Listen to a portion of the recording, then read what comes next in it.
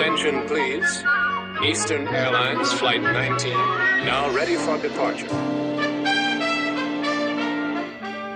Welcome aboard the Walt Disney World Express monorail. Now, ladies and gentlemen, we're entering the vacation kingdom of the world. There's enough land here to hold all the ideas and plans we could possibly imagine.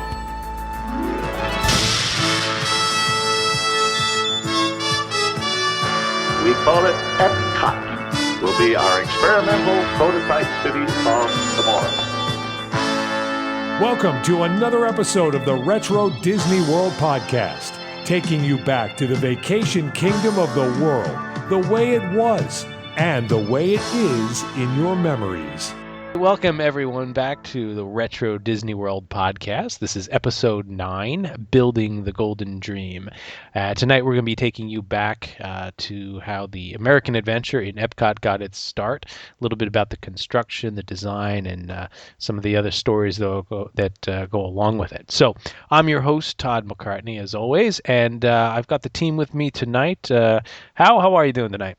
Aloha, I'm doing well. There we go. And JT, how's it going out there? Doing good. How are you? Good. And Brian, how are you coming in from Philadelphia? Loud and clear? Greetings from the birthplace of our nation's independence. There we are. And that is the theme for this episode. So, Brian, I think you had a special note for the beginning of this episode you wanted to go over, actually. I did. Shortly after we recorded our last podcast, I had gotten word that my first real coworker that I shared an office with at my first real job, the kind you go to from 9 to 5, Monday through Friday, passed away. And Frank had retired. Franco Hansen had retired about 7 or 8 years ago. I hired him at the next company I went to after I left there, and it was his last job. And he had some struggles over the last few years, but I had gotten word he passed away. And the way it relates to Disney is he took several trips there in his camper when we worked together, and stayed at Fort Wilderness with the family and the grandkids. And he brought me back a fantastically gaudy but beautiful, that I still wear, Ears to You 2002 Mickey Mouse shirt. There you go. So when I wear it, I will think of Franco, and I dedicate this podcast to my friend. All right, so as always, we dial back to last month, episode 8, and talk a little bit about what went on last month and some corrections and comments that came in.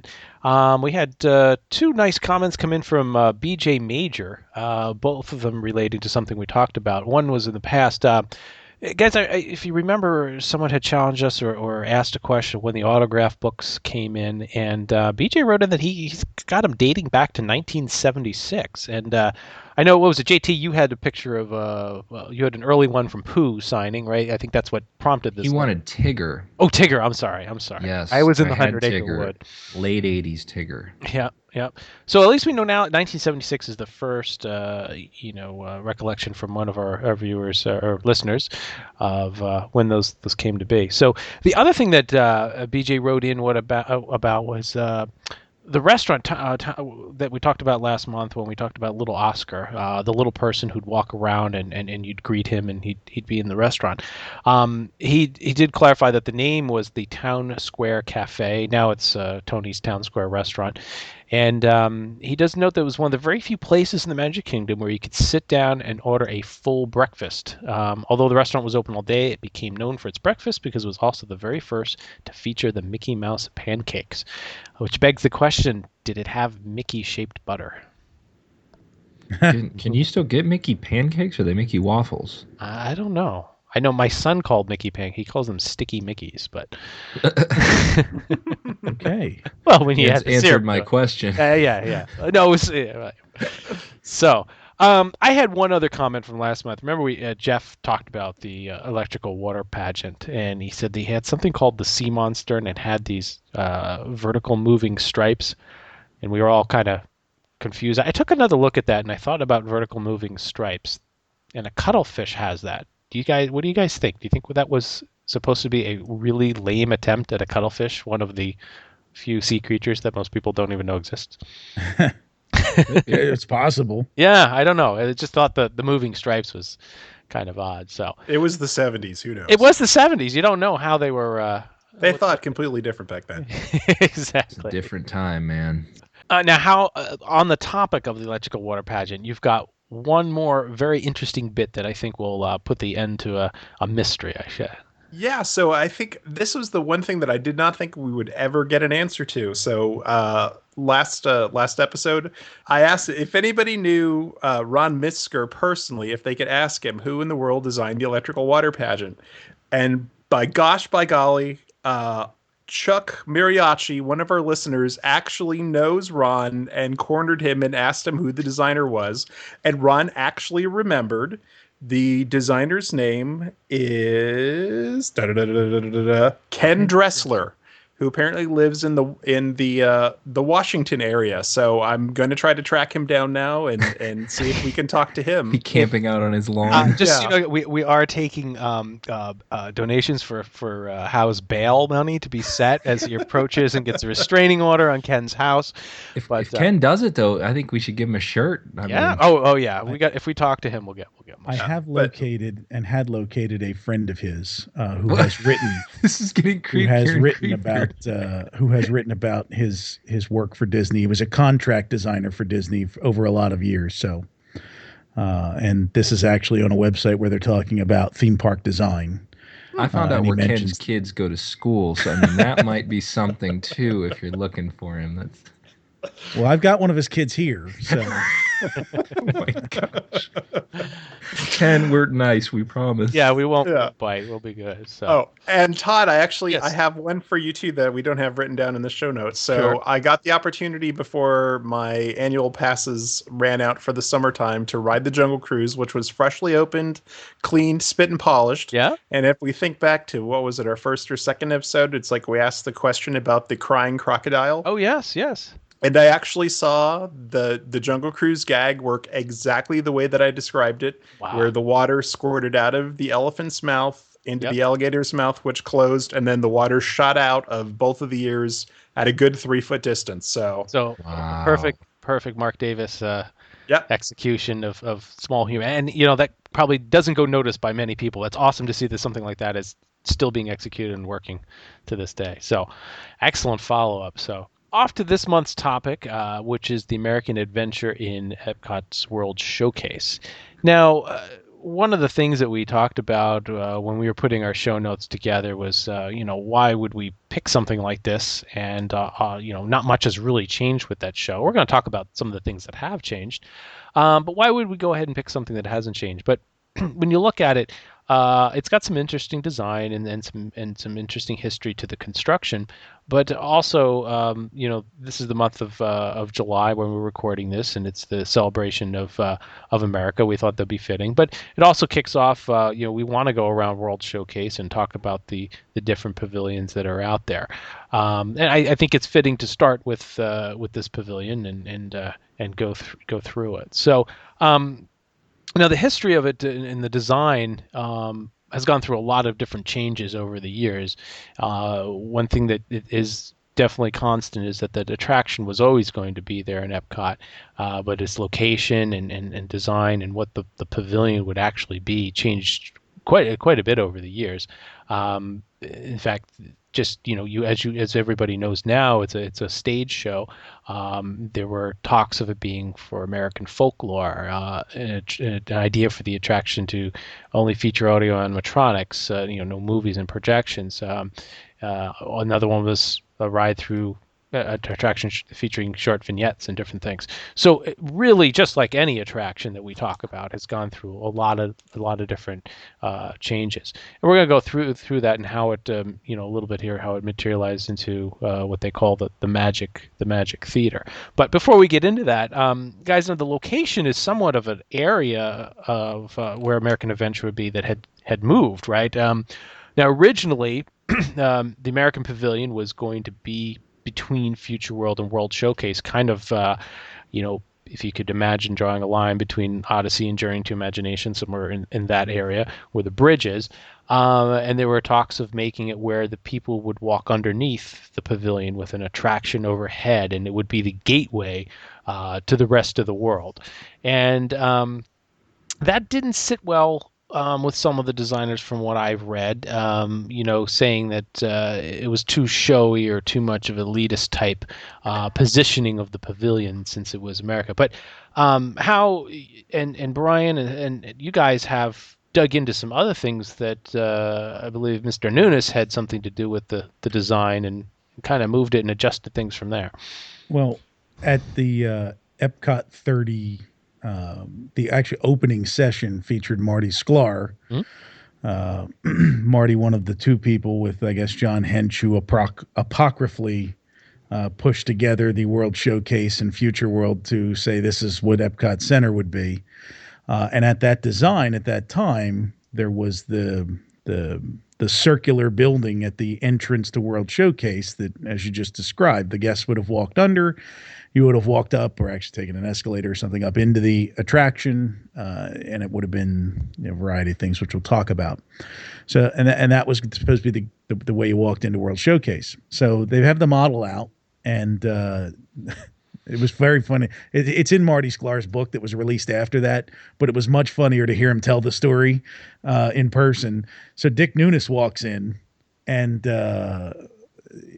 he looks at the model. And he says, "What's that?" And he points to the American thing. They say, "Oh, well, that's the American Pavilion." And he goes, "No. And he points to the back of World Showcase where American Adventure is now. And he says, "You have to put it there. That's the weenie. That's the castle. That's what's going to draw all the guests around the entire circumference of World Showcase. That's where they want to get to." Just like when they walk into a Magic Kingdom park and see the castle at the end of Main Street. So that ultimately is how the building got moved from the front of the park, World Showcase, to the back. Yep. And I have to really hand it to him, because I think in reality, the audience of the tourist in 1982 would have looked at World Showcase and just seen it as like a collection of country things, and without a big attraction, especially one that's American, knowing American patriotism, that would be the thing that someone would say, well, we got to go see the American thing. Right. And keeping in mind, this was in 1980, 81, 82. This was a time where the Hall of Presidents still had a 45-minute wait in the summertime. This was not, today I don't know that you'd get the same interest in it that you got 30 years ago. Right. I think we're a little bit more sophisticated and a little bit more worldly now as a culture. But at that time, it'd be, I'm going to see America. Yeah. But what's interesting, too, is not that there's anything wrong with that. No, America is fantastic. Taking the cue of it being the weenie and getting people around, look at how the boats are positioned. They don't go to the American Pavilion too, right? So the boats that you can take from either side don't cross right to the middle lagoon and get you there. They're still purposely designed to take you a pavilion away, on either side. Well, even at that early point, there was a stage that jutted out into the water. Right. So you wouldn't have put that there because there was always entertainment planned to be out in front of it. Sure. So, and you could always catch the double-decker bus that ran around World Showcase. The jitney. Did you guys read that putting it there also centered it between the two countries, Canada and Mexico, like it is now? And our neighbors to the north and south. That's why they're the first two countries that you see, even though they're on either side. Even though we're east and west when you're walking south. Yeah. Just to confuse. So. All right, so as we did talk about it went through a couple different designs. What's interesting is that when they right, can I interject real quick? For anybody listening that hasn't read books on theme park design, the weenie is supposed to be something. It's a Walt Disney term, right? Yeah. Mm-hmm. And Walt, it's something that's supposed to attract your attention, but not be immediately, draws you towards it. It's correct. Like holding a weenie in front of a dog, So, and the I don't dog want you to think comes we're to eat talking the about a weenie. hot dog. Yeah. Even though JG just referenced it as a hot dog. Yes, the castle is the weenie. Chinese theater is the weenie. Yeah, right. And even as you get into, for example, at the Magic Kingdom at the hub, if you look down each one of the concourses into the lands, there's something there that draws you in. So it used to be the Starjets in Tomorrowland, the riverboat in Liberty Square, which doesn't make any sense because it's Liberty Square, but I will digress for now. But yes, and you would be able to see something that would draw you into the next location, so that way you kind of had a feeling of where to go. There is a plan to all the madness. Right. That's right. At no time was a giant hat an actual weenie. No, it was a weenie from It another was just reason. a weenie It's in just general. a weenie idea to begin with. So. There we Some go. weenie thought of it. So the different designs, we talked about how there was going to be a ride through, short vignettes and all that.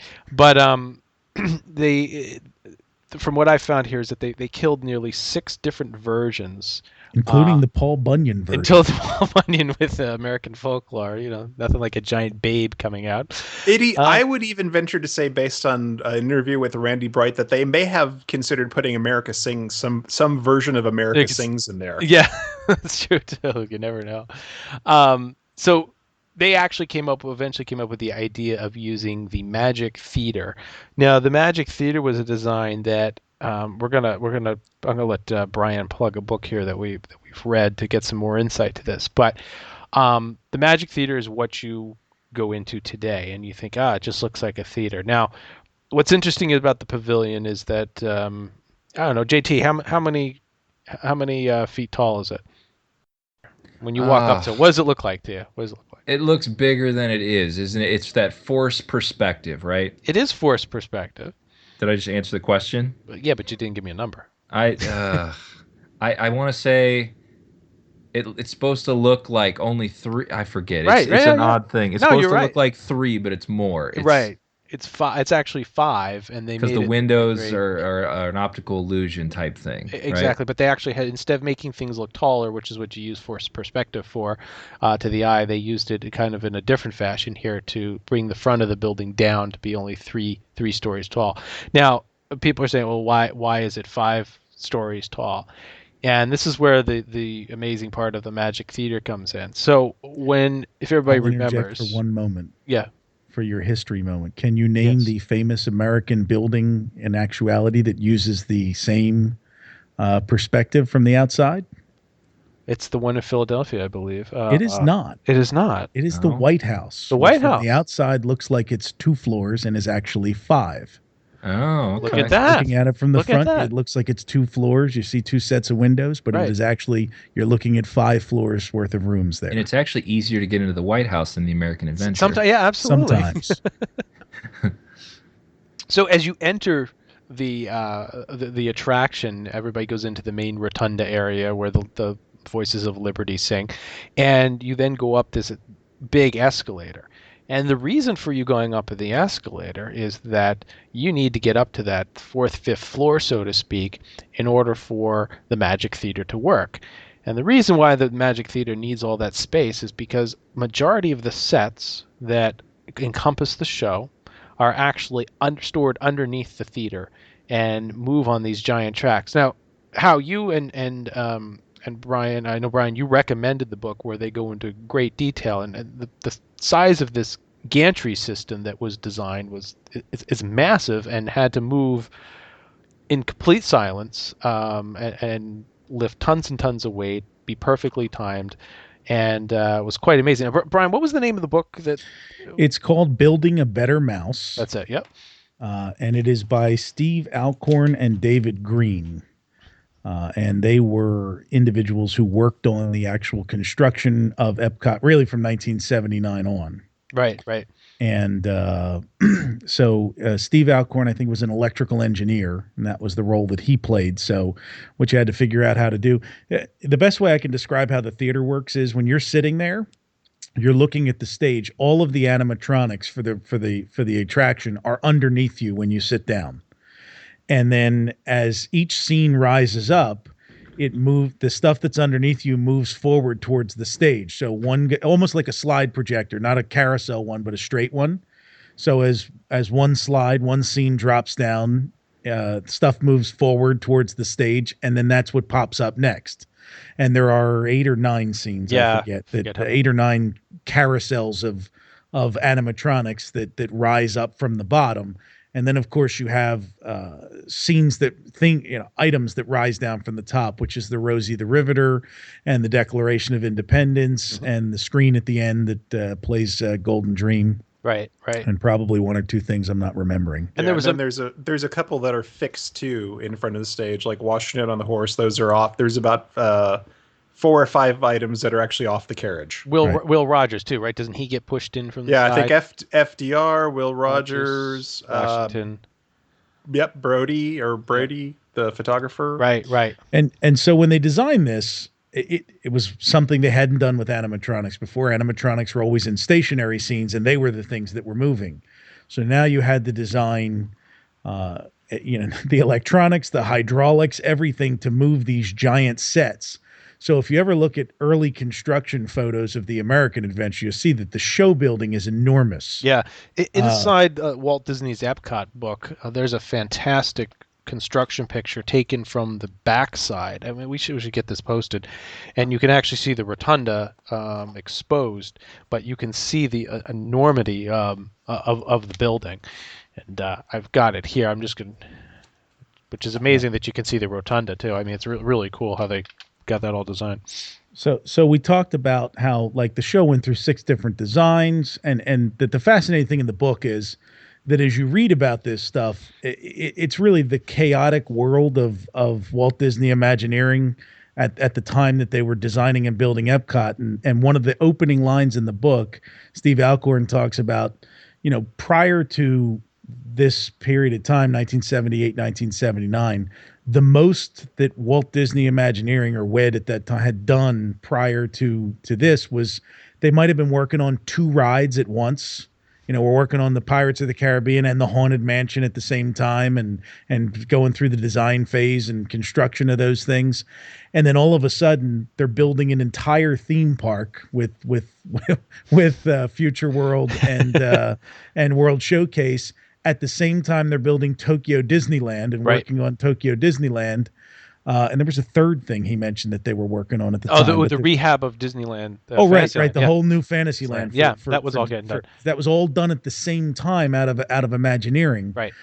So where he was hired was this. It was all contracted. That was all these waves and waves of employees over there that were just moving in to work for the next 3 years for the company. And then as soon as the projects were done, they were all laid off. Right. We're going to have to do an episode just on the construction aspect because the book really lends well to the detail of the different things that went on, where they lived, and fascinating stuff. Yeah. Yeah. I mean, especially that last month trying to get it open. Right. I mean, they were literally sleeping up on the second floor lounge at the American Express Coca-Cola Lounge. They would just, they'd work 20 hours, go upstairs, sleep 4, and then walk back downstairs. And one of my favorite stories from the book is that, what this guy did was all the wiring, wiring all the animatronics, wiring the control systems that controlled the whole ride. The cabinets, don't forget. The cabinets, right. And so he's working on one of them, and it's about 4 days worth of work. And he goes home for the night to sleep and comes back in the morning, and there's a whole description in there of what they were allowed to do and then what they had to wait to let the union electricians do. And the union electrician guy had come in and wired everything without labeling anything. So they literally had to undo 4 days worth of work and redo all of it. Otherwise, the minute something had broken, nothing. I mean, it's one comical story after another when you recognize that it did not open on opening day. It opened they did a soft opening basically for the first few weeks of October. But the stories of every time they tried to run it, in August and early September, something broke, something failed, something didn't get done right. And it didn't open on time either. Everybody thinks it did, but it was not ready for opening day. They had it up and running by the time of the official opening by the 25th of October. Right. But it was not ready on the October 1st, it was catch as catch can. They didn't. I think they said the first guests actually saw it on the 4th or 5th of October. Right. But it was up and down for the next 3 weeks as they worked out kinks. It was a massive project. Yeah, and you also have to think there's a massive amount of safety issue with this. So if you imagine these sets, I believe they said there's twice the width of a boxcar, the whole gantry system that moves underneath, and there had to be special stops put in place that if something went wrong for any reason, these sets otherwise would try hydraulically to lift up. And if they're not in the right spot, you would literally have some of these massive sets coming straight through the floor of the theater and going right into the folks Right into sitting the there, people. right into the people. So they And had the engineers. There's 3 or 4 stories in there of engineers who came within inches of getting crushed by these things as they were trying to get them running. and they were inserting pieces of cardboard to test the stop measure. The measures. So one of the famous stories is that they had not gotten it to run correctly. And Card Walker and the Disney executives were bringing executives from American Express and Coca-Cola, who were it's the only pavilion that ever had joint sponsors when it opened. So those were the 2 sponsors originally, and they bring them in to see the show. And well, Todd, why don't you take it from there? So I think they got about 3 or 4 scenes into the show or so, right? And then they were having trouble with the whole system underneath. It started to lift up, and they realized they're going to have to cancel the show. And they came within, I think, inches of it going completely awry, hit the emergency stop button. The lights had to come on, and that was that. The demo was quickly over. Quickly over, and then there was a visit from Mr. Nunes. Exactly. What's going on? So fix it, get it working correctly, which, as we said, they eventually did. But the book is a fantastic read. There's a lot about the computer systems, the cabling. We do have an individual who did work on some of the computers that we're going to try to get on the show in the future. So hopefully we can bring him in and talk about that. But what's interesting, though, is of the 4 of us, JT, you have laid eyes on the system. Back there. You were back there. You've seen this massive system. It's creepy because when we went in there, and granted, there was like a group of, I think, 20 of us. Totally dark back there because you're behind. This was legal, by the way. This was JT. Was on the backstage. It was the backstage. This is no dark tour. side of Disney. Right. No, first stop on the tour. They explain the force perspective. They also, did you guys know about the clock? The wrong numbers on the front of it. No. If you, number 4 thing, the 4 right? with the Roman the wrong 4. Roman numeral. It's they told not us wrong. that. It's just a way that the colonials. Yeah. So I forget where exactly the clock that you're referencing. The clock out front. Yeah, on the front of the building. On the face of the building. Right. At the beginning of the tour, they take you to World Showcase before it opens, and there's trucks sitting there and all kinds of stuff. It's weird to see a pickup truck sitting on World Showcase, but that was... and then they take you backstage, and they're running before it opens, because how long is the show? What do you guys... It's 29 minutes about. Okay, so they run it one time before the guests show up, like the first run, and, that's we show up back there, and you see it in... It's weird because these massive sets, it's totally dark. You can't see much of anything other than like one 40-watt light bulb on so we don't trip. Yeah. And they turn that off, during the day. You kind of get a glimpse of these the scenes moving, but you see them moving and you don't hear them. And that's the craziest thing because it's a massive, massive set that's sliding in front of you, and it's just not. There's no sound. I mean, other than like the the whoosh, like a chest of drawers. Yes, like a chest of drawers. And under the audience. The way they worded it, it's basically an elevator shaft laid on its side, and it's just then it leads under the floor of the audience, and that's it. And we came about the ending, the last 5 to 10 minutes of it, and watched the Golden Dream song, all that stuff, and you can see it from behind the stage, the show going on and stuff. So. And do they say if I can't remember. I know there's hydraulics that lift them, but did they say what is it pulled by a winch system or to move it underneath? I do not remember. Well, if you, in the book, one of the things they talk, so the original designer and Steve Alcorn politely abbreviates his name to Bob M instead of his full name because he doesn't come off particularly well in the book. He was the original, I guess, engineering designer for the project. He retired in 1980 or 81, like in the middle of it, and they were all like, "Oh, that's good," but he was trying to design it with linear induction motors. Oh, geez. Oh, And wow! he said the designers are looking at it saying, "There's no way you're going to be able to move these massive sets with linear induction motors." But it apparently worked on that system, worked on trying to design it that way for quite a while before the guy finally was out of there, and they said, "Oh, there's no way this works." And right. I have to confess, I don't remember what the final carriage system is that moves it, but I think it's something more traditional. Yeah. Yeah. We did see back there the one of the faces off of Mark Twain. It was just laying there. We got to hold it like it was like a spare face. It was like face off, like Nicolas Cage, like sitting there. Because those I know that those audio animatronic figures were definitely made a little differently than some of the others, where the rubber moves a little more, so when they talk, the skin is a little more realistic. And the other interesting thing is that, that they didn't have the voices come out of the main speakers in the system too. So when the audio animatronic figures are speaking, the voice is coming out of a speaker that's closer to them, obviously pumped up quite loud, but so that it feels like they're speaking rather than center channel style. Exactly, coming directly. One of the run-throughs they were doing in the beginning. There's a great story in the book where they do the two brothers photograph. Mm-hmm. So there's a plume of smoke that comes up from the flash. Yeah. Well, when they were demoing it for some of the executives, they couldn't get that to work. So they just had a guy back there to fake put a plume of smoke up.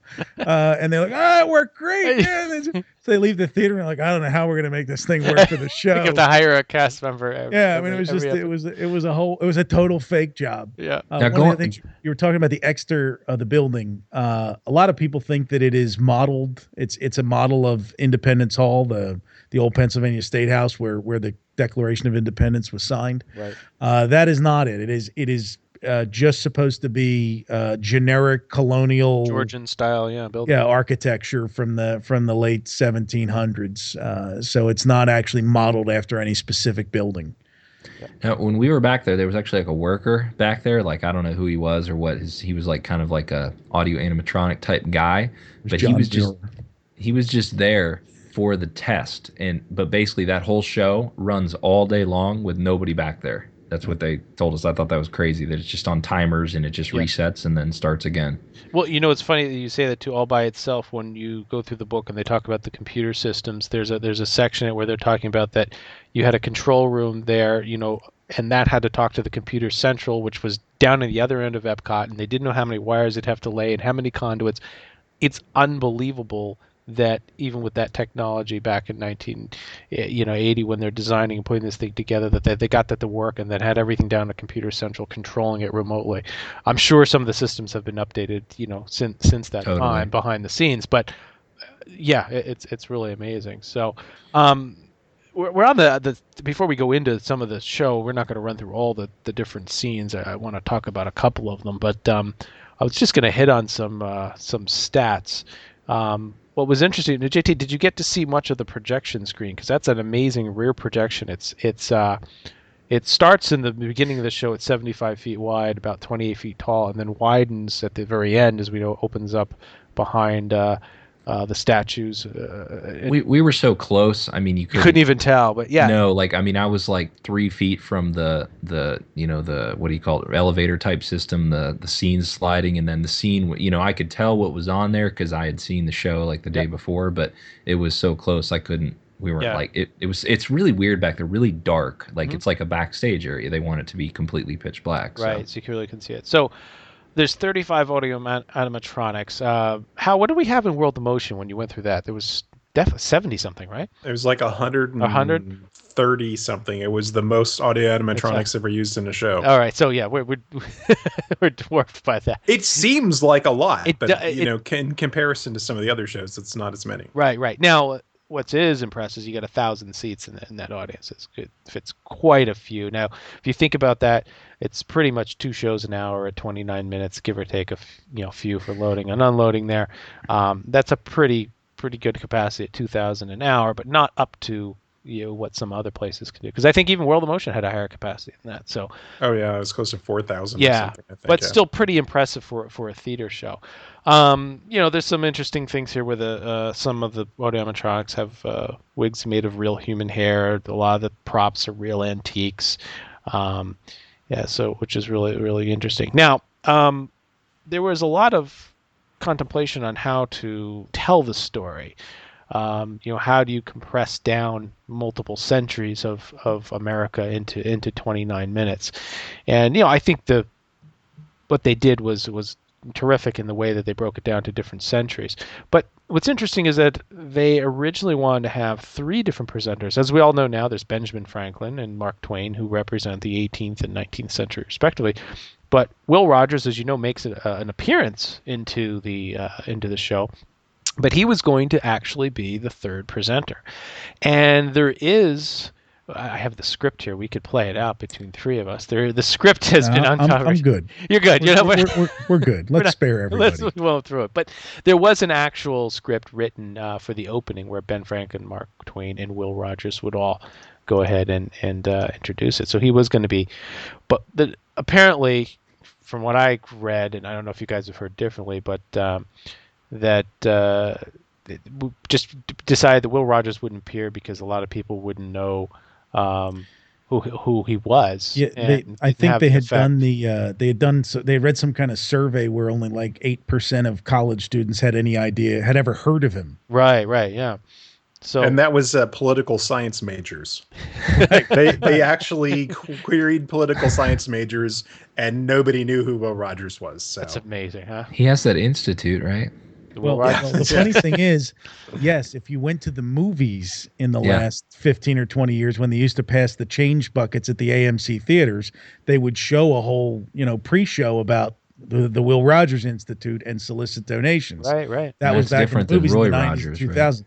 Right? So that's the only way I knew who he was until I saw him in the Epcot show. Right. So, right. Then you're like, oh, who was this guy? And he was like, oh, he was like the biggest star of his age. And yep. Well, all the people his age that might have been alive when Epcot opened, most of them are dead now. So, but they do use him in the show, as we talked about, to kind of represent part of the 20th century. He survived, yeah. Yeah.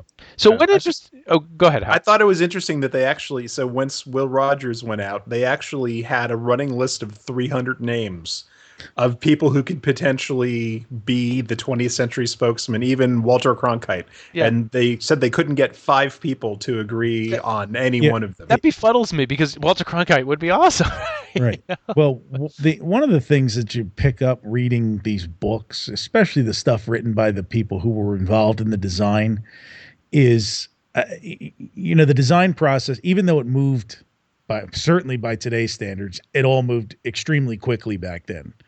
But there were so many cooks in the kitchen. Yeah. It's a miracle anything got done. I mean, I really think at the end, by announcing, hey, we're opening in October of 1982, it was just like last idea on the table before it's beyond the point where we have to break ground.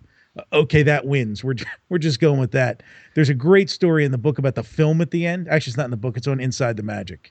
It's a firsthand account from some people who were involved in the film at the end. And there were 6 different versions of the film at one point that were being worked on by different teams of people. Right. And so these executives sit down to screen 3 of them. And they don't love any one of the 3. They don't capture it. One's still images, one's the soaring eagles and everything. So they turn and ask Randy Bright, who was the designer of the show, well, what do you think? And he gives this very esoteric explanation of his vision for the finale. And one guy in the room says, I know what he wants to do. Give me 3 weeks. So after 3 weeks, he comes back. They play the song. He has 3 film projectors set up, each with different edits of the films that were shown.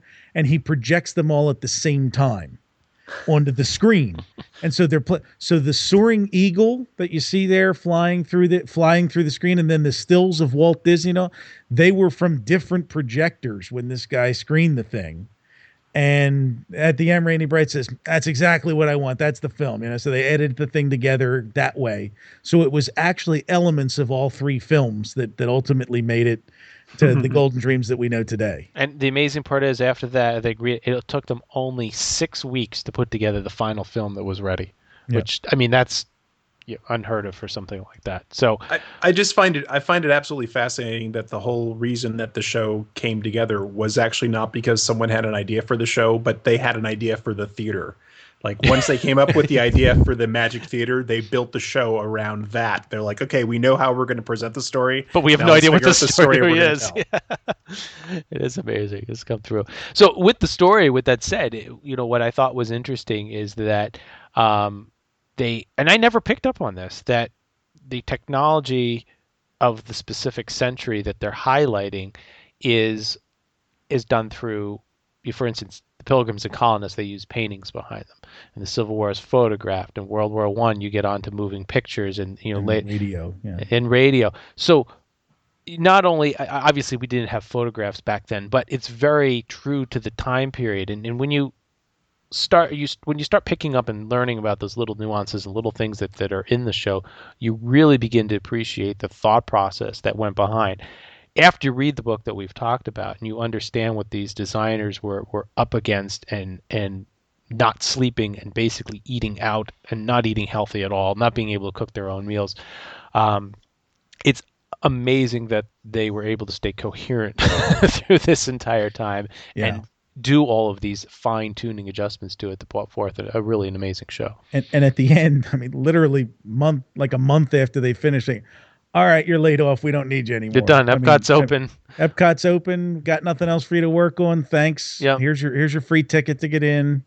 One of the things I wanted to mention, you talked about, the elements of realism that they incorporated into it. About 7 or 8 months ago, on Twitter, one of these, old-timey photo feeds that I follow posts this picture, and their picture of the day is these like 4 guys around the Depression sitting on the porch of a general store.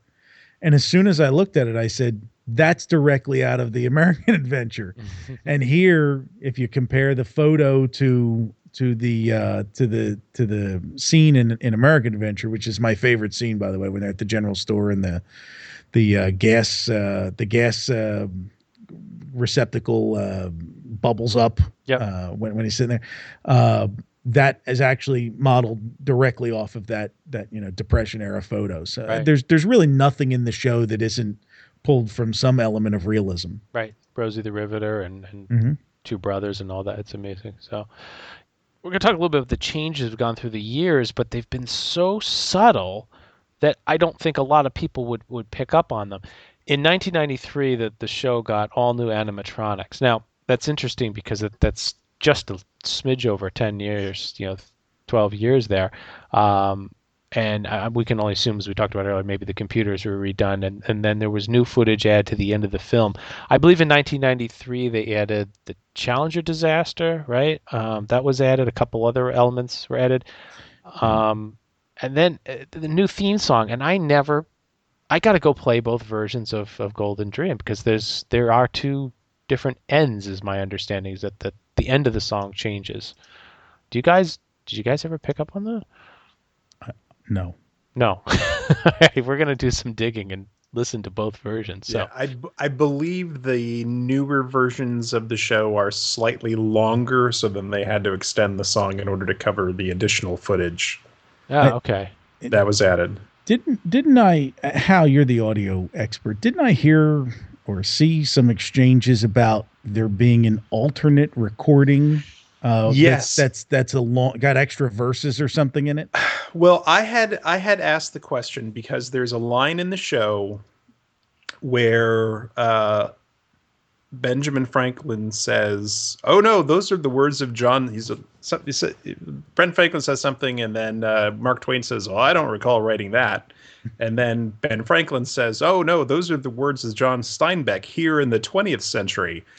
And I thought to myself, oh man, when they recorded this in 1979 or 1980, I wonder if they had the foresight to do a second version that said, back in the 20th century, because we hopped into the 21st century in there. And someone came back and said that they could tell that the line had been changed to say back in the 20th century. And they felt that it was perhaps a re-record and perhaps someone trying to do Dallas McKinnon's voice because they hadn't thought about that back then. Interesting. So they didn't have that foresight to look. Yeah, there. Which does actually, there is a great Dallas McKinnon story because while Dallas McKinnon is in recording his lines as Ben Franklin in here, someone comes over him to a piece of paper and says, "Hey, while we've got you, can you read this stuff?"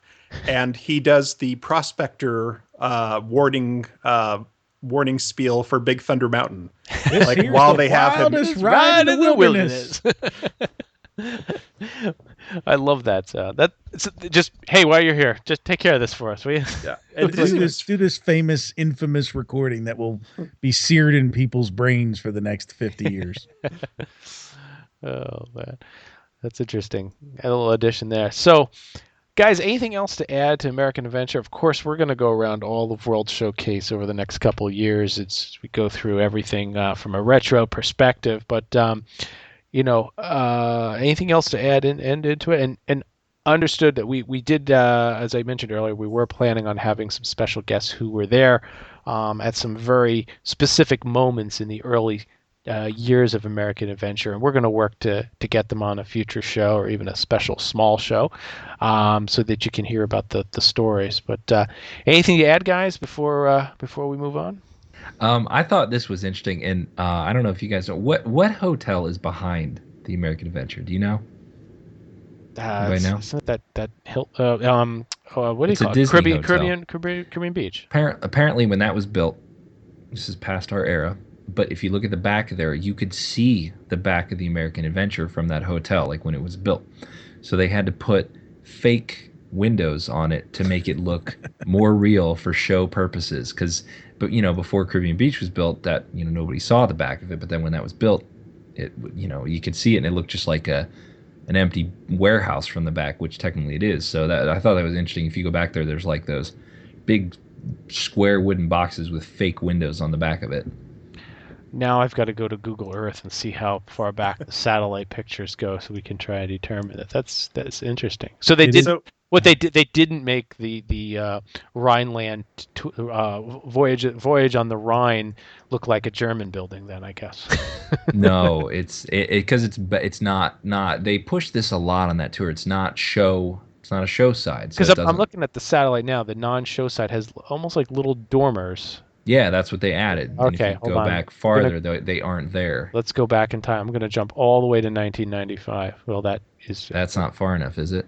Well, No, the Caribbean Beach opened in 1990. Yeah, but it's showing up in 2005. But it is the satellite photos are so terrible from back. Mm-hmm. But it was weird because you're back there, and they probably look fine from the distance the Caribbean Beach is. But when you actually look at it, like standing underneath it, it looks like the McFarkles put two pieces of plywood together, painted them white, and then nailed them to the building. It just looks horrible. But from a distance, it's cool. It looks passable. It's passable. Yeah, there's outlines and shapes in 95 that you can see that they were there in 95. But we'll have to go back further in time and see. So interesting. As we close the book on American Adventure, it's probably worth mentioning that since opening day, there's been a quick service restaurant attached to it of some ill repute.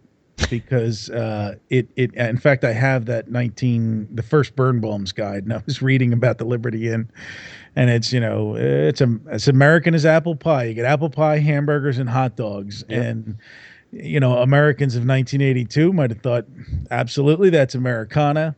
In our post Food Network era, brisket. Yeah, I think that what's today there now? It's generally the food.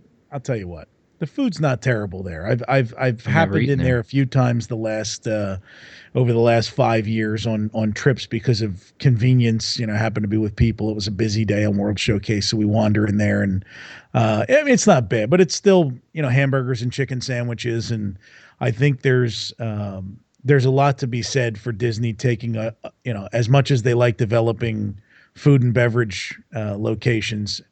A couple of things to note. There's an empty pad on each side of American Adventure still, right? Yeah, there's empty pads on both sides. So there's room for expansion.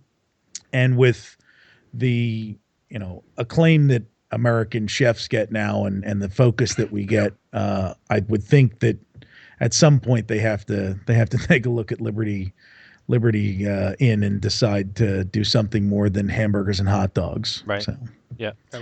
But it's an original. If you want to know what it was like to eat in World Showcase in 1982, wander into Liberty Inn. There you go. Yep. And the restrooms there have the men's room and the women's restroom have actually these great little wrought iron signs where the symbol of the man and the woman are actually like built into the wrought iron of the sign. It's very clever, worth checking out. Nice. Great little detail. Yeah, we visited those restrooms when my son fell down during an Eat to the Beat concert series, hit his head on the curb, and then he had a little crazy.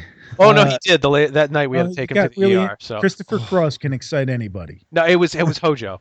Okay. One last thing. On the second floor is the aforementioned American Express Coca-Cola Lounge, which is now, there's no sponsor, so it's just a lounge area that was originally for the sponsors. Has anyone other than me been up there? I tried. The line was. I too long. understand that you could rent that for weddings as well as the rotunda. Because there is two stories then. Because because there is no sponsor now, that is correct. Pavilions with sponsors, you can't rent the private areas. But since most pavilions now no longer have sponsors, most of those private areas are available for rent. A few years ago, Disney did a Christmas thing down there. D23 did a Christmas thing one weekend, and I had signed up for it. And it was all in Epcot. So it was on the holidays around Walt Disney World and Walt's interactions with Christmas, etc., which we'll get to in the Christmas episode, which is planned. But during the day, they gave us access to the lounge area up there. So we were allowed to go up there and visit, and there was lemonade and water and some cookies and stuff. But you could just go camp out there if you felt like taking a break and charge your phone. And so it's a nice little 2-story area up there, but you take an elevator to get there. There's a door and they have a cast member by it. And then you go in, the cast member lets you in the elevator, takes you up to the second floor, lets you off, and then you can let yourself out by coming down the elevator. But there's an escort. In the rotunda, since you brought it up, Hal, part of that weekend was we had dinner in the rotunda. So they did the last showing of American Adventure at about, actually they let people in another door. So they kept running the show, but they just close off the rotunda and there's like a side door. They take people right in up the escalator. So the show was still running, but we were in the rotunda. They had all the tables set and there was a buffet off to the side where the gallery is.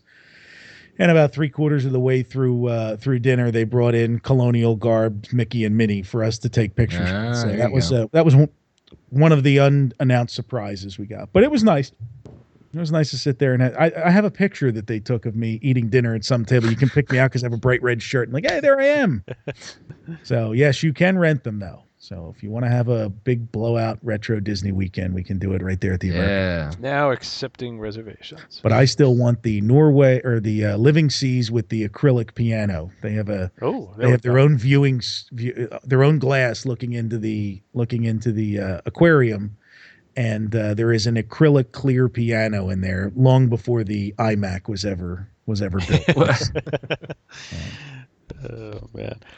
All right, guys. Well, I think that wraps up the Building the Golden Dream here. Not the whole episode, but just this segment. So I think it's time to move on now to the T-shirts and different merchandise that we've been doing. This isn't. We want to see if some of our listeners can spot the difference. So if you have noticed tonight in this episode that Brian and JT are sounding a bit more crystal clear, you can thank yourself as a listener for helping support us by purchasing some of our designed T-shirts, iPod cases, pencil skirts, tote bags that have all been designed by Hal. Throw pillows, stickers.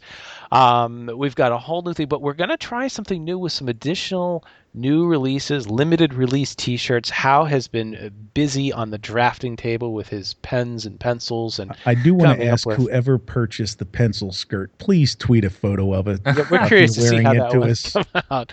Curious to see how that's. I'd like to know the quality level. I love. That's right. Your daughter's in a onesie, right? Yes, it's so good. I want them all. Every design Hal makes now, I want a onesie. So if you haven't listened to us before and you're going, what the hell are these guys talking about?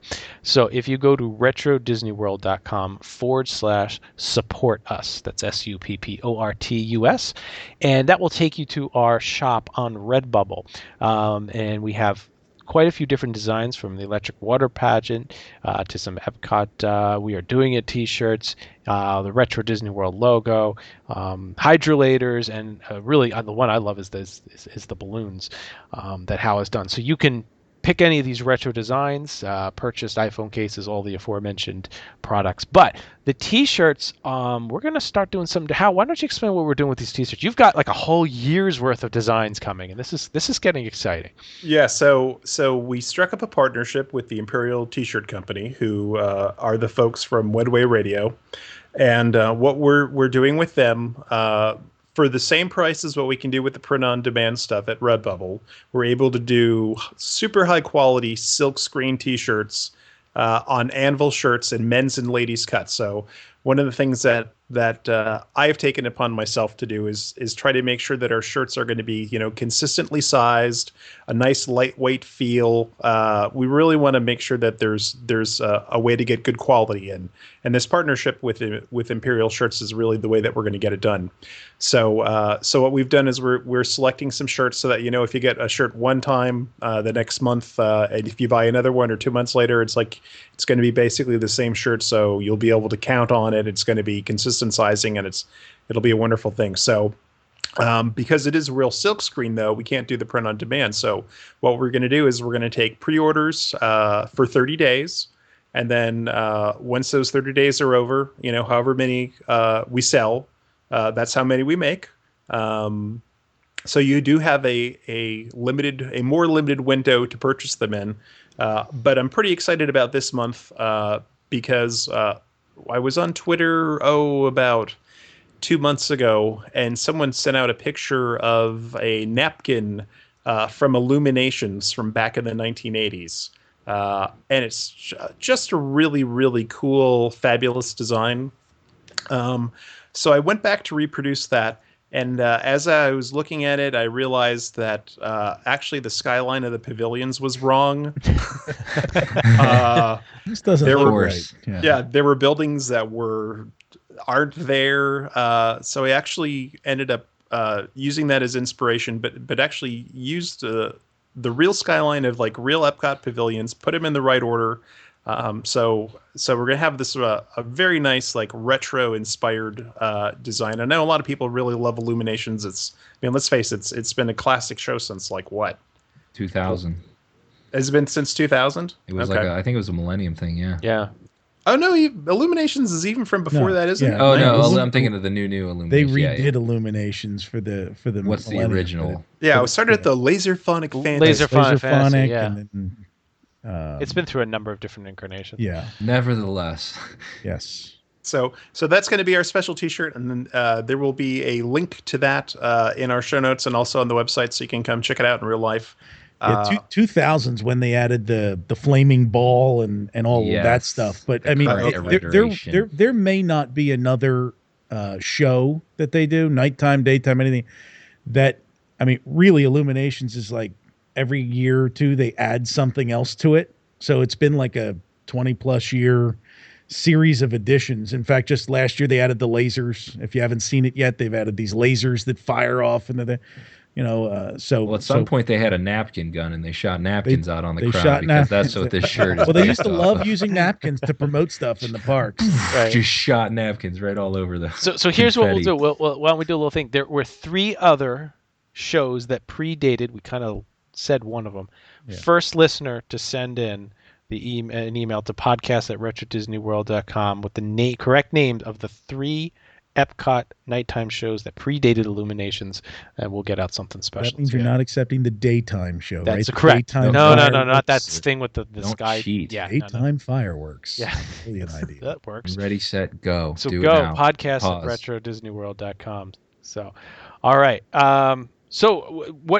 Why are we doing the T-shirts? And why did I mention the new crystal clear audio from JT and Brian?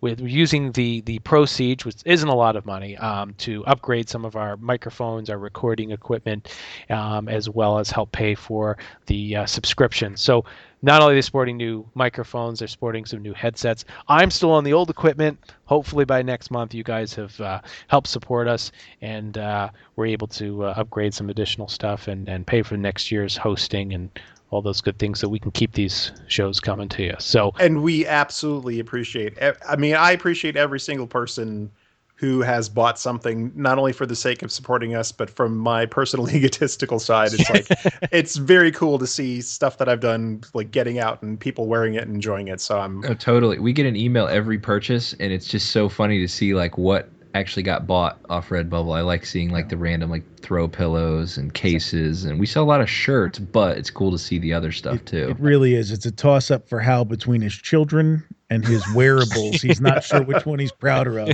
when he receives compliments on them. Which he hangs them all on the wall and just looks at them. Let me frame this child today. Puts like an X on the wall, just sold. Another one in the kid column, but Exactly. two more in the Electrical Water Pageant Dragon shirt. So Right. bad day for you, kids. And also, too, some of the designs that How does are limited for T-shirts. We probably will have some of those available for stickers and tote bags and pencil skirts and the like on our Redbubble store. So with the print on demand. So for a limited time, though. Well, exactly. So, all right. Well, with that said, guys, JT, you have been inundated this month with listener mail, huh? It's just like insane to me because I get these, and they show up and I sort of store them and then I kind of forget about it. And then, we go back and we're like, oh my gosh, that's right. This dude back like right when the podcast dropped, because we only do this, once a month. So you got to keep in mind, if you send mail and we don't get to it, it's not because we don't love you or we're not appreciative of it. We get so much and it lasts an entire month. It's tough to hit on all of it. So what do we have this month, JT? What's in there? So first one I have for you, and this is from Eric Crow. Said went to Disney World first time April 1972. There was a show with Winnie the Pooh that he chose children from the crowd and kid. No, I'm just kidding. He said Winnie the Pooh chose children from the crowd. Did this show have a name? This was before my time, so I'm gonna turn it over to one of you guys. All right. Don't know. Yeah, there's a couple really interesting tidbits about this. So, first of all, we have film of this. Of one of the. Do we? Yeah, it's on the film that my dad shot, and a couple little pieces are in some of the other films that we've restored. I'm not too sure the name of the show at the time when Winnie the Pooh was doing it, but the stage was called the Fantasy Fair stage. Ironically, it was named Fantasy Fair with an E on the end of fair and without an E on the end of fair. I don't know what the difference was there. It was later called the Fantasyland Pavilion. It was located to the right of the Pinocchio Village House if you're standing there in Fantasyland looking towards the back. It was kind of a small theater with kind of some wings off the side that were maybe only 8 feet, 10 feet deep, but the center stage was much, much deeper, and they had seating about 450 people. And they also used it for overflow seating for the Pinocchio Village House when, during highly crowded months. But what was really set this apart was that the center stage could retract down below into the utilidors and would actually go down with the band and everybody playing at the end of the show. It would come up at the beginning of the show, just like the stage at Tomorrowland and Disneyland. Which I found was really, really interesting. So and people, I did some research on it, and there were people going back and forth saying, no, it never went up, it never went down. Sure enough, people found photos of it mid-retraction or extraction, whichever way you want to look. I don't know which direction it was going when the pictures mid-lift. And the comment was, when do they stop playing? Because there was somebody on a drum set, banging away. You could tell in the photo. And it's like, how far down in the utilidors do you finally say, oh, that's it, I'm done. So that was a really, really unique area. And that area eventually became where Ariel's meet and greet area was. I forget what the Ariel's Grotto or something. And that was where 20,000 Leagues was. So it was right. It was still there. In that area, it existed when 20,000 Leagues was there. On some of the old pictures, I was trying to find a picture of the actual stage, but in some of the old pictures, you can see the whole area and how it is. If you're familiar with that backstage area, right behind, underneath Pinocchio's village house, there's pretty much a docking bay where trucks can go down, and right off to the side is where the stage was that would go down. So it would be right to the right to where the bathrooms are when you go into Pinocchio Village. Yeah, I was actually in the show. I got picked to come up on stage and play Who music picked with you? it too. Tweet this picture out. How, as a child, is there on the stage? Is there a picture? Yeah. Yeah, Yeah, he's got it. It went out to our email. We'll have to find it for you. Now, did Winnie the Pooh hose you on the autograph too, like he did with me? They weren't autograph books back then. It was 73. Oh, that's No. right. I did get snubbed by Tigger once. Oh. Yeah, I hate Winnie the Pooh for that reason. So. The Pooh costume back then was was radically different from the Pooh costume now, and I actually think much better. Was it the honey pot on his head? Yeah, with the honey bees? pot on his head, Yeah. where the like stomach could do this weird distended to like shaking thing. Yep. Yeah.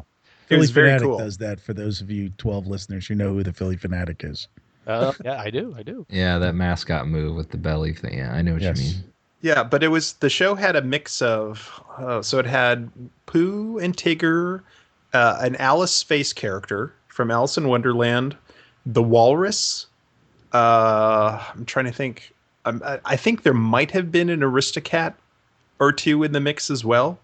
Yep. It was this weird cornucopia of Disney characters. So going back to Eric's question, was there a name for the show? Now this is how bland it was. There's a picture where they called it the Fantasy Fair Children's Show. That's what it was called, and thus implying that the shows may altered from Not the Fantasy Fair adult Yeah, show. exactly. Yeah, this is the children's one.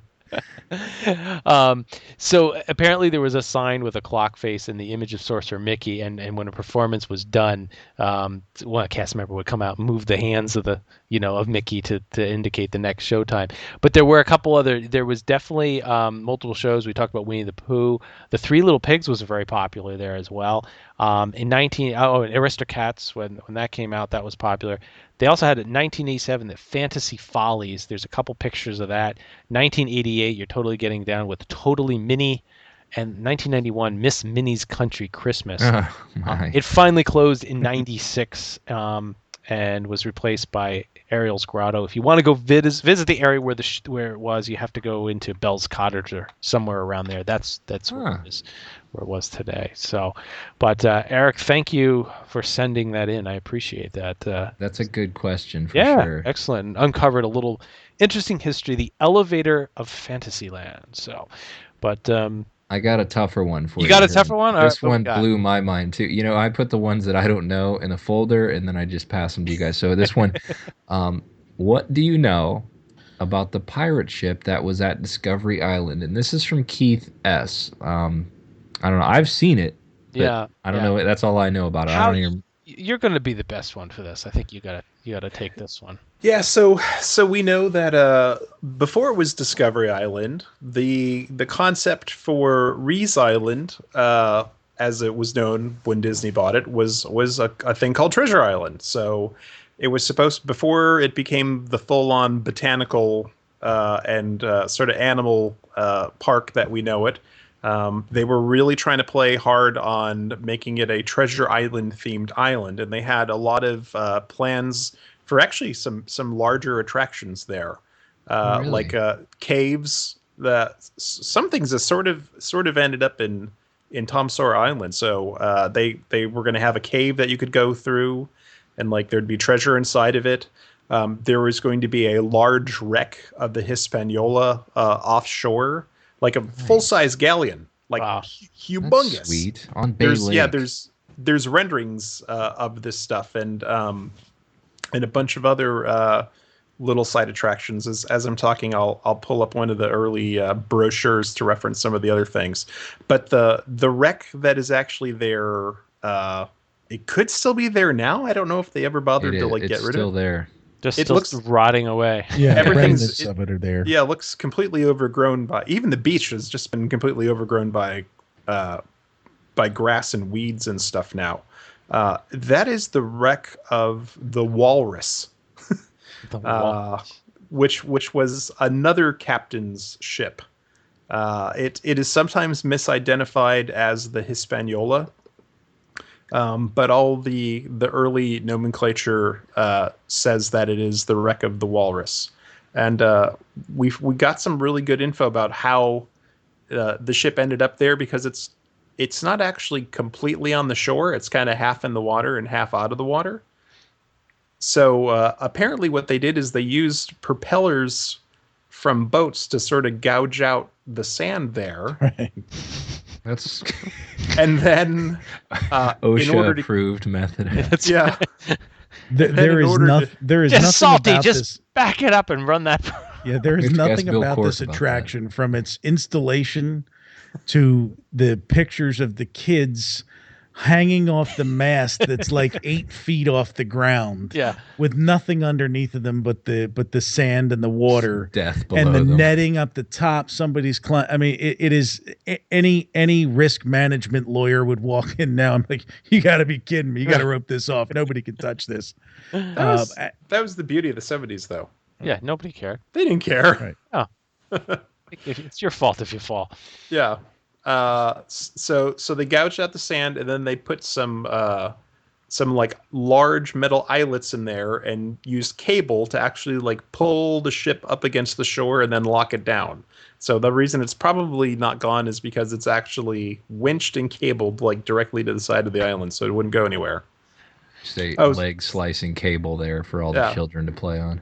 So here's some of the other stuff that was supposed to come. Billy Bones' Dilemma.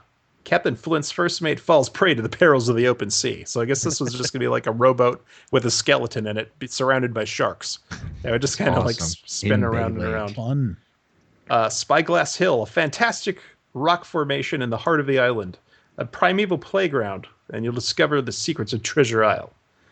Then Ben Gunn's Cave, as mysterious as the strange hermit himself. Its exact location is unknown even today, but we know it's someplace on the island. Now, why did none of this stick?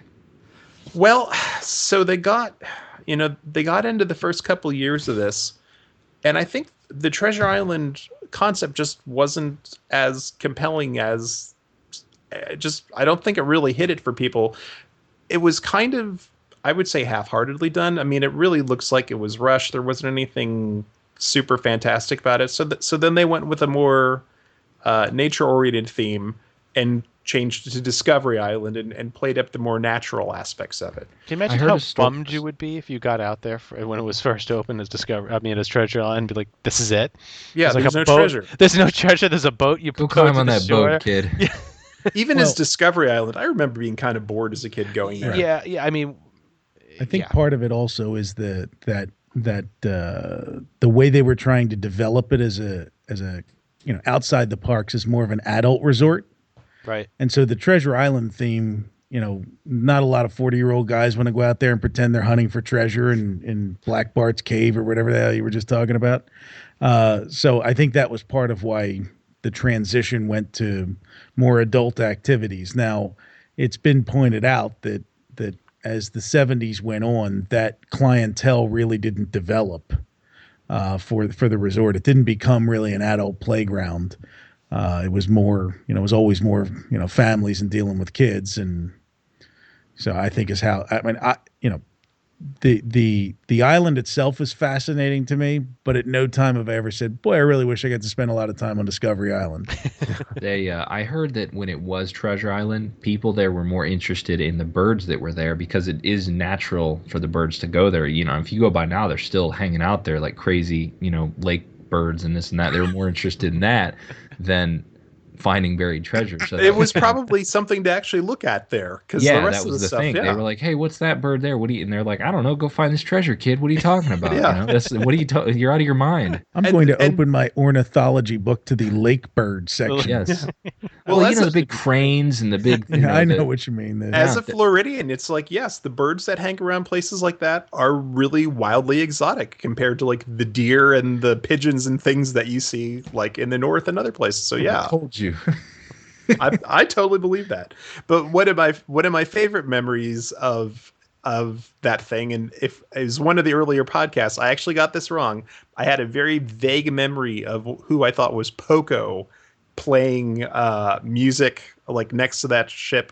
And I asked Progress City USA, because I know he's a big fan of all the Disney TV specials, and he was able to actually narrow it down in 30 seconds to Pablo Cruz on a Christmas special. So let's enjoy a few moments of their hit song played on Discovery Island.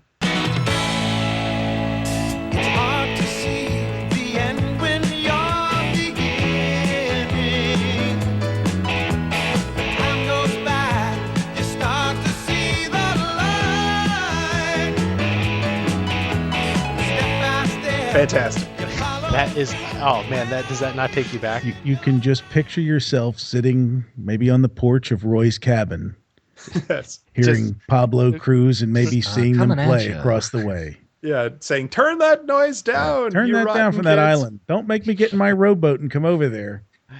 That television special was called the Christmas at Walt Disney World. I think it was 1978, as you mentioned. There was a special, it was the mime duo of Shields and Yarnell. And there is a fantastic, I have to read this to you. There's a YouTube video, and it says, the year was 1978. America was disheartened in the wake of Watergate and the Vietnam War. It goes on.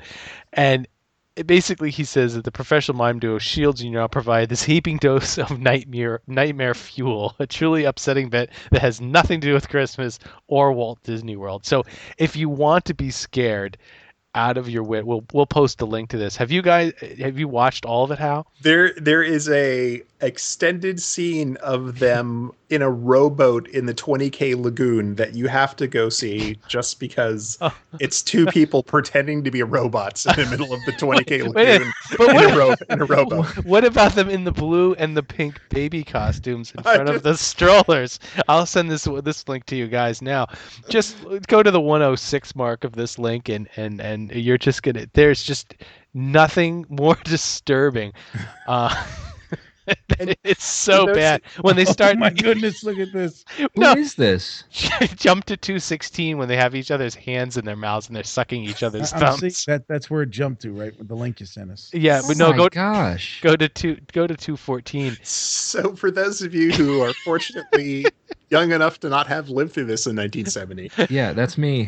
Shields and Yarnell were this group of mimes that appeared on multiple television shows, and typically they did these routines where they pretended to be robots because it was the 70s and robots were cool. Yep.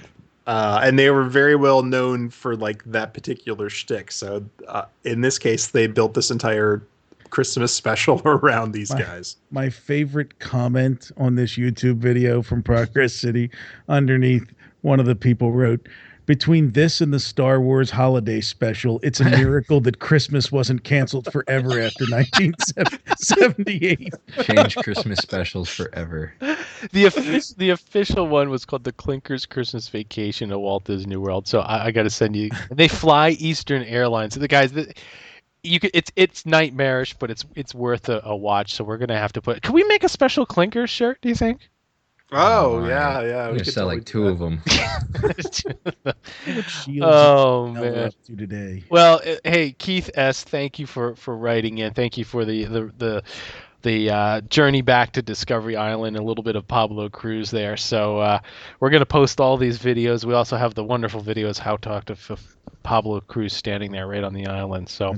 Should just note that Yarnell passed away in 2010, so rest in peace. Pour one out for your homie. She was the woman of the group. Yeah. It was a man and woman group. And we should also note that Yarnell played Dot Matrix in the movie Spaceballs.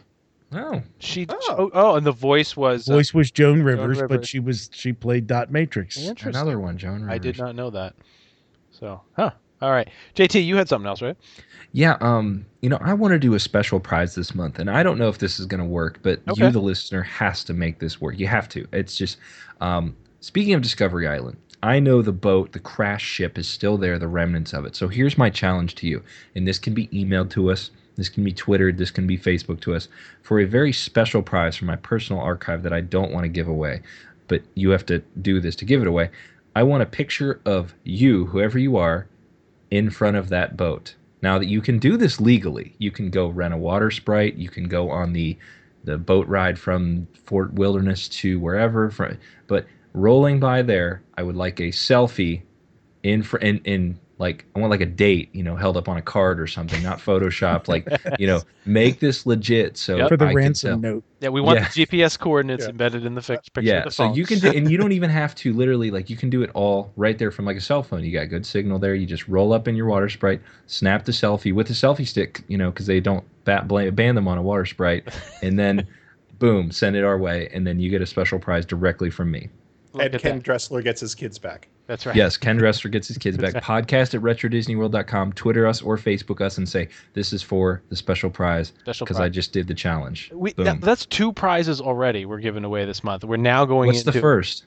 The first one was I was going to give away the special prize for the person who came up with the 3 shows of predated illumination. Right. This is like Oprah's special episode where really everybody gets a car. Yeah, everybody gets a car and an Xbox at the end. It's Christmas in July. So let's go on to the third audio. Let's go on to Audio Rewind and give away the third prize for the month. So Audio Rewind, for those of you not familiar, we do play a audio clip from years past, and you as a listener need to write in and tell us what it is. So let's take a listen to last month's Audio Rewind puzzler.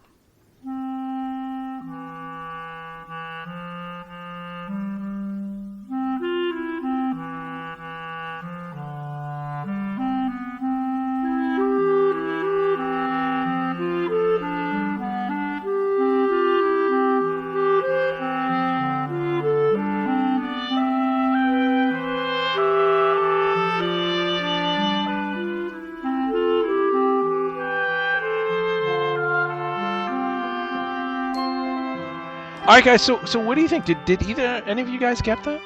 No, I didn't at all. You did not. Did it stump? We stumped you last month. Did we stump you this month, or did you get it? Oh, I've seen that pre-show enough that I knew all right. that one. We stumped you once on the year, so that's pretty. Fool me once, good. shame on me. That's right. To be fair, go ahead. Tell them what the answer is. Well, the answer is. It's from the pre-show of Magic Journeys and Captain EO, and the song was True Colors. So we have 2 winners this month. The prize, for those of you listening last month, the prize are these special handmade, I shouldn't say, 3D printed Spaceship Earth. They're coasters, whatever you want to call them. The logos, they're printed in the square, just like the signs that were around Epcot Center in the early years. So we have 2 to give away. I printed an extra one this month, so I've decided to give away two of them.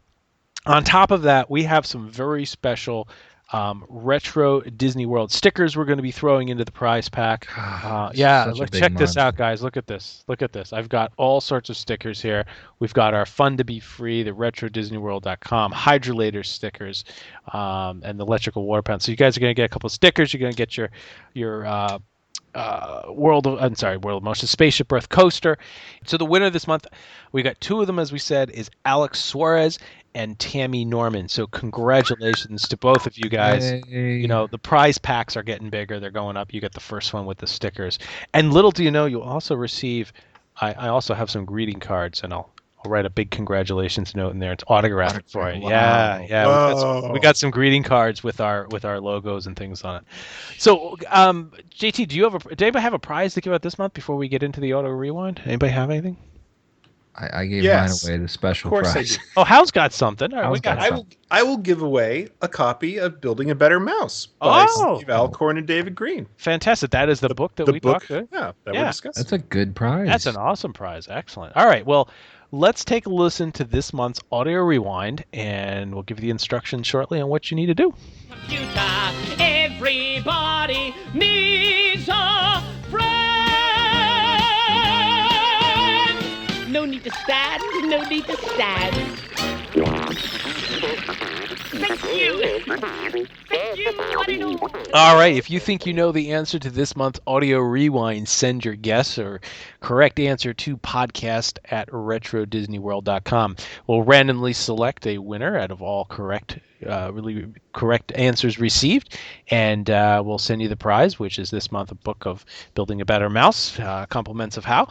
And also, too, don't forget, all entries will be entered into the drawing for the big prize in December 2015, which is the replica Paul Hartley map from right.com. Yeah, that thing, you got one of those, JT. You've got one. Yeah, send them. I mean, or send your entries even if you don't want the Building a Better Mouse, because you're entered again. Now answer this, Todd. If you enter last month and you didn't win, and then you enter this month and you didn't, is that 2 entries? 2 entries. So oh my gosh! So you should do this every month, people. We have a file that we keep, and the entries are growing. So even if you don't know, take a stab at it. see what Any guess Any gets you an guess. entry. Exactly. So again, if you think you know the answer, send your entry to podcast@retrodisneyworld.com, and we'll announce the winner in next month's podcast, episode 10. And we are, since that episode is probably going to go live, let's see, late August, we do ask that you get all of your entries in by August 10th, 2015. All right, well, it's time for our film restoration portion of the program. This area is brought to us by Pixel for a thoughtful once-in-a-lifetime gift. Contact Pixel to create pristine digital transfers from your old home movies, photos, videotapes, or slides. Now available in the cloud with the Reflectera app. To get started today, visit pixel.com or call 1-800-557-3508. You can also get more information and links at retrodisneyworld.com/imageworks, and you can get a coupon there for an additional 10% off. And if you have any Disney footage in your film, we'll do free restoration, stabilization, color correction, all that good stuff of your films and videos. So this month, our film restoration takes us back to 1972.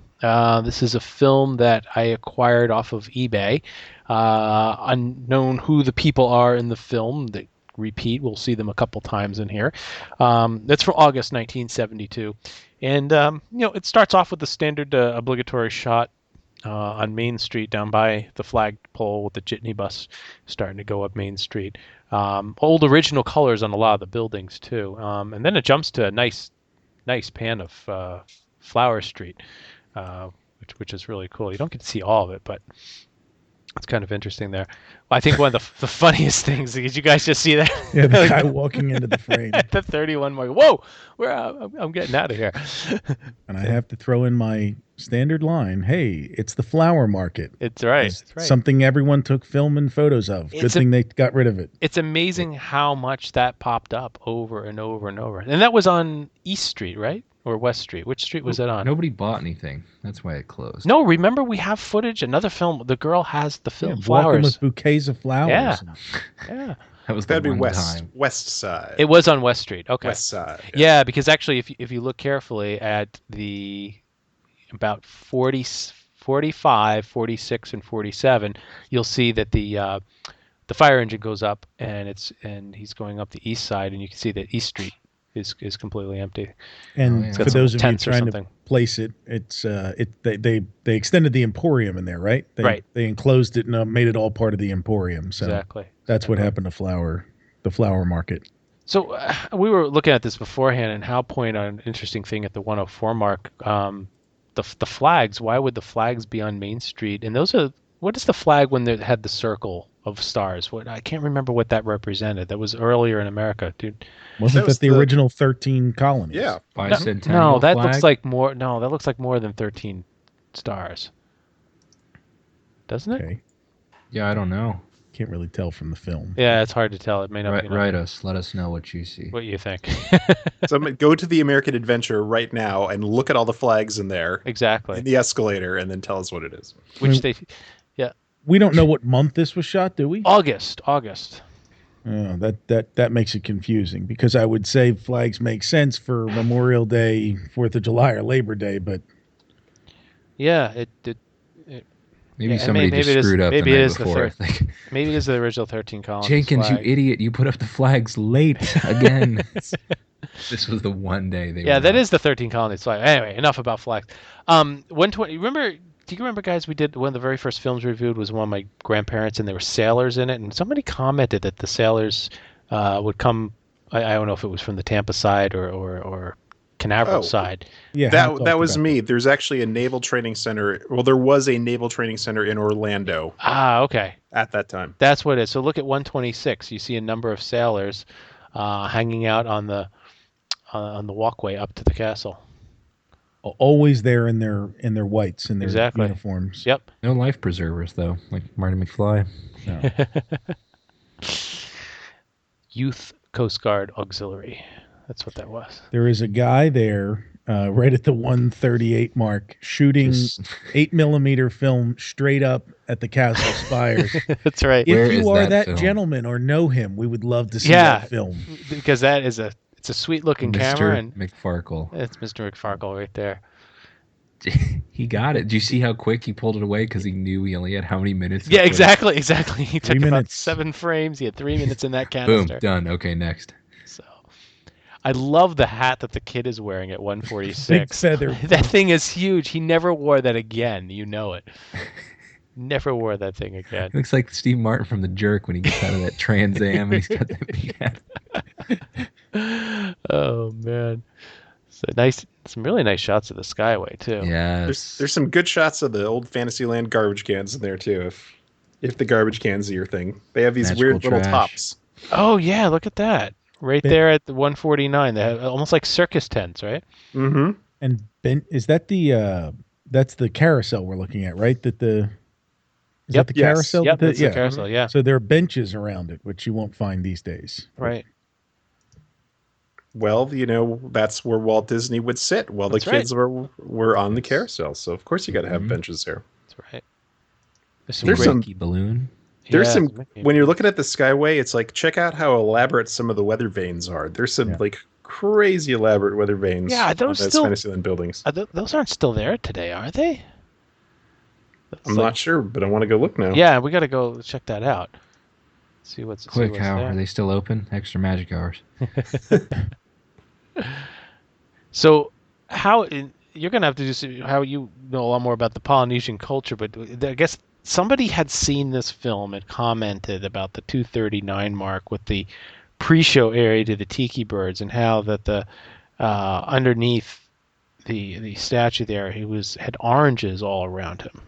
Yeah, so which is completely makes sense because it was sponsored by the Florida Orange Growers Association. So they stuffed them all under there next to him to get a little had, extra. Yeah, they had oranges there, and then inside the attraction where the smoking stuff comes up from the flowers underneath the birds, there were oranges all around there too. Interesting. The Magic Fountain. The Magic Fountain had that. Yeah, and this also has the some of the tiki babies from Tangaroa in hanging down Disneyland, there. sort of hanging down.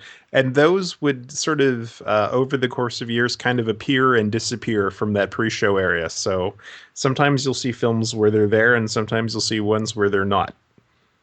Yeah, there they are. For whatever reason. So they got some cool old retro shopping bags, but for 72, it's interesting. They have Minnie and Mickey on them. It looks like, They look newer.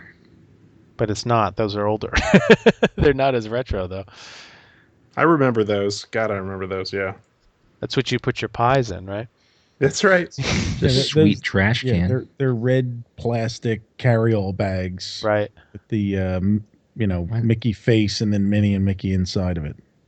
What a horrible time to zoom in on these It's a great people. shot there of how elevated the Adventureland Bridge used to be here at the 323 mark. Oh yeah, the hill. which was Really- necessary for the swan boats to pass under it. Yep. And then when they stopped running the swan boats, they actually lowered it 3 times until its current, where there's no incline at There's all. You nothing. just Yeah. walk across It's it. and if anybody remembers what this sound is, she pushed the big metal strollers over that. How you remember that? Oh, yeah. Oh, yeah. Man, that thing made a noise like crazy. I remember hitting all of them. But yeah, gone is that sound with the strollers. There's got to be a shot of the strollers in here somewhere. But There's the double-decker bus going up. The Yeah. omnibus going up Main Street. With the sweet posters on the side. Now, that's right. we're at 337 there. And the rest is just a pan up into the it ends with a nice pan up to the castle. Yeah, nice Yeah, pan at the hub, though. You see a lot of get to activity. You get to see what the hub looked like before it was a place to watch fireworks with a bunch of cement and A lot of AstroTurf. a lot of AstroTurf. flowers. And just a lot of colors. yeah, all the flowers, the vegetation, a lot of topiaries. colors. Yeah, Yeah, really interesting how much topiary work there is Is it? and the colors. it's a nice yeah. little film. Yeah, I mean, it's short, not a whole lot of different things in there, but the things that we pointed out are pretty cool, and really makes us remember those different things that we've that aren't there anymore. So It's just amazing, and Brian has pointed this out many times. When you look at these older films, just how much more relaxed and laid back it seems. Mhm. It's less crowded. It's busy, but it's not that crazy, harried like I want to strangle somebody because I'm trying to get through Fantasyland. Exactly. It's a sea of people and there's strollers everywhere feeling it. I had to do a double take after I did this film. Sometimes now and then when I restore them and stuff, I'll accidentally type something wrong and the frame rate will get messed up. And I thought that this one was processed too slow, that I had the wrong frame rate. And I went back and checked it a number of times. And this is correct. And what really shows is what you're talking about, how look at from 126 on when the people are walking up to the castle. They're just, yep, we're taking step by step, enjoying the view, enjoying the day. None of this running for my fast pass, and stuff. It's amazing. Got to get to that thing, Everybody's just kind of walking around enjoying.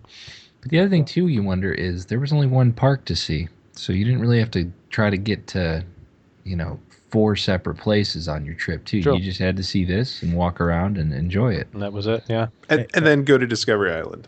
Yeah, you had to go to see public cruise and take a ride on the Southern Seas or the cocktail cruises. Yeah, I participated in a discussion one time with a bunch of other Twitter folks about this, and one of them pinpointed the point somewhere around when Animal Kingdom opened was when you were trying to squeeze in 4 different parks, and the massive strollers started, and the backpacks, and the parents packing for the day like they were about to hike Mount Everest. Like they had to have something for every possible eventuality, because if you got ketchup on your shorts, you couldn't possibly, take an hour out of your day to go back to the hotel and change. That would just, ruin your vacation. And so I don't want us to sound like the grumpy old men talking about the good old days, but you will hear us frequently refer to the pacing of the vacation is very, very different. My daughter needs a stroller with a built-in fridge. She just Right. needs it. Right. We need everything in there.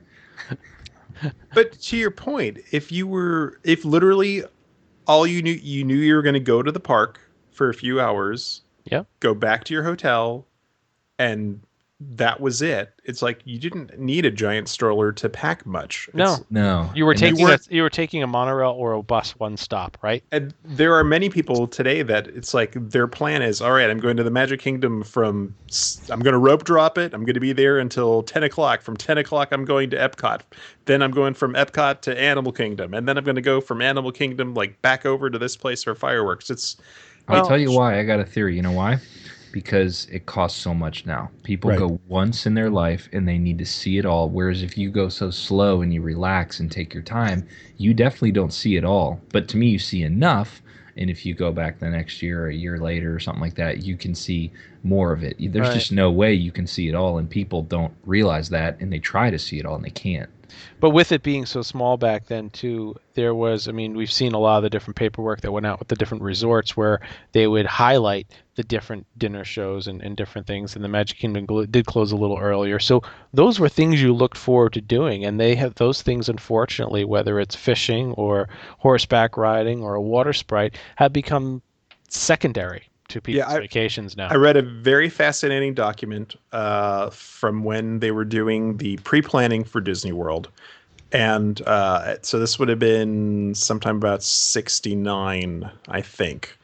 And they had recognized that there was a perception that Disneyland, while incredibly enjoyable, was actually on the expensive side for a family to go.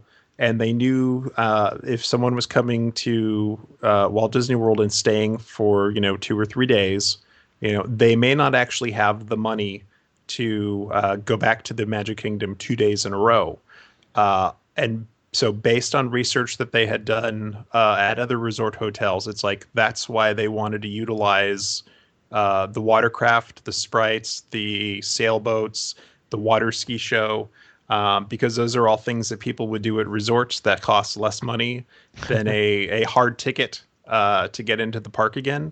And the use of the water there was really seen as sort of the key to giving people a reason to extend their vacation another day. Right. So by time Epcot, and also the Magic Kingdom closed at 6 o'clock. So when Epcot comes around, the dynamic completely changes. Right. And completely fascinating, because in the original plan, I think we talked about it on the last episode, there was no body of water that was going to be there. You know, that whole Seven Seas Lagoon wasn't supposed to be there. Right. So the dynamic completely It was changed. just going to be a with that, parking lot. You know, They figured Bay Lake would be used for water sports, because even that has like a humongous sort of like 400. I can't remember now. 400 square feet, or I mean, not square feet. It's a very large surface area. They figured the 400 square feet is ridiculous.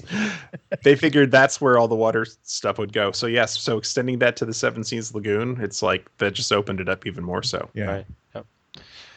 All right, guys. So we got to decide. Closing out here, where are we going next month? What ideas do we have? Brian, I think you had an idea, right? Something relating to some new history.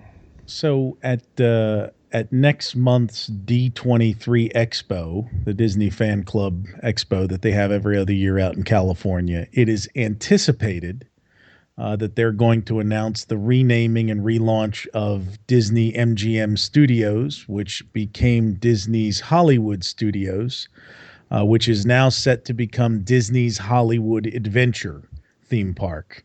They got some plans there for some major investment and new rides and new theming of some of what they do there. So I thought it would be a good opportunity for us to step back in time to the day that the Disney MGM Studios opened, because one of us, not me, JT, or you, Todd, happened to camp out the night before so that they could be one of the first people to set foot in that turquoise wonderland. Really? Yeah. Yeah, you got me. I spent the evening starting about 2:00 in the middle of World Drive and experienced the opening day. Saw Michael Eisner in the flesh and all that jazz. So, yeah, Tracy, was he there? He was. He was there with his diamond double cross. Now, how are you bringing any special guests with you on this episode? Do you know? Let's see. We might do that. Okay. I do have a compatriot who was there with me that night and remembers some of the details. So we'll see if we can. I'm so excited. Yeah. I was there that year. I'm like, this is like me. This I is was the first time. I was there after. I think it opened in May, right? I was there in July or August when you would queue up at 6 a.m. So the idea nugget for this episode came because on May 1st this year was the 25th anniversary of the opening of the park. Yep.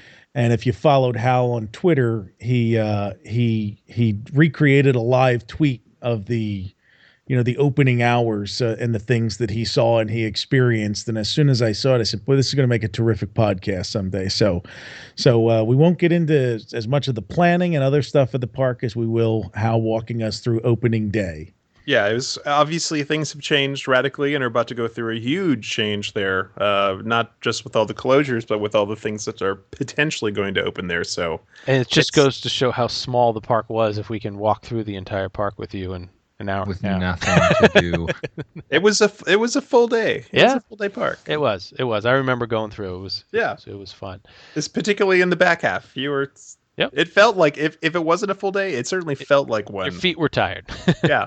So, well, times have certainly changed, and that said, I think our time is done for this month, guys. It's time to close out. So, as always, thank you to all of our listeners for listening to us and supporting us.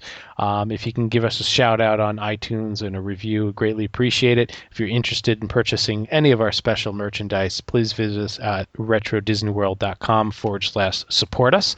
And again, as we said earlier, all proceeds of that merchandise will go to help improve our audio equipment, recording, and hosting fees for the year. So appreciate everybody. Also a special thank you to our sponsors Pixel and wdwmap.com, as well as Chris Buckholz and his attraction posters that we've talked about a number of times and given away. If you're interested in sponsoring any part of the Retro Disney World podcast, please email us at info@retrodisneyworld.com.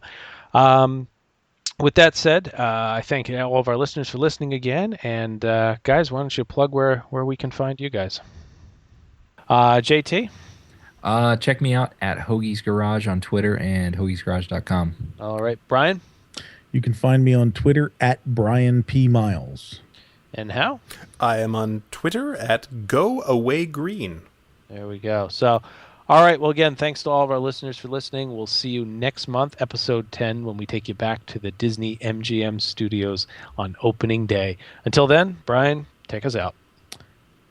From our topic tonight, the American Adventure, spare a dime. Sure, buy 4 of my apples, and I'll loan you back the 10 cents.